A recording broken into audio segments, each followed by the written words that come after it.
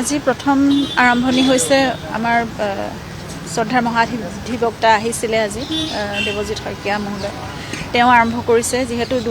দুগৰাকীমান আমাৰ ডিফেন্স লয়াৰে প্ৰশ্ন উত্থাপন কৰিছিলে যে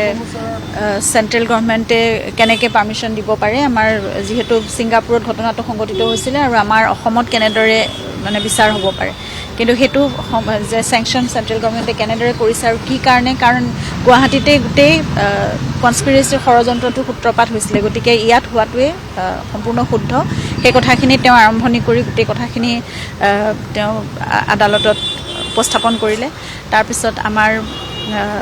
যিসকল প্ৰজিকিউশ্যন কামাৰ ছাৰে গোটেইখিনি কথা ক'লে যে আমাৰ সিদ্ধাৰ্থৰ 6টা একাউণ্ট এটাচমেণ্টৰ কথা লৈ পেলাই সেই কথাখিনি গোটেইখিনি বিশদভাৱে বিৱৰণ দিলে কেনেদৰে মানি লণ্ডাৰিং হৈছিলে কেনেকুৱাকৈ টকা পইচাৰ লেনদেনৰ ক্ষেত্ৰত বহুত ব্যভিচাৰ হৈছিলে সেই কথাবোৰ জুবিনৰ ক্ষেত্ৰত কিমানখিনি অন্যায় কৰা হৈছিলে সেই গোটেই কথাবোৰ বিশদভাৱে কৰা হ'ল আৰু ডিফেন্স লয়াৰো তাৰ ওপৰত কিছুমান তেওঁ নিজৰ ফালৰ পৰা কিছুমান যুক্তি দাঙি ধৰিছিলে কিন্তু সেই গোটেই কথাখিনি আজি কি বুলি ক'ম এইখিনি চাৰ্জ হিয়াৰিং এইখিনি আজি হৈ গ'ল সম্পূৰ্ণ আৰু 29 তাৰিখে তাৰ অৰ্ডাৰটো ওলাব আৰু তাৰোপৰি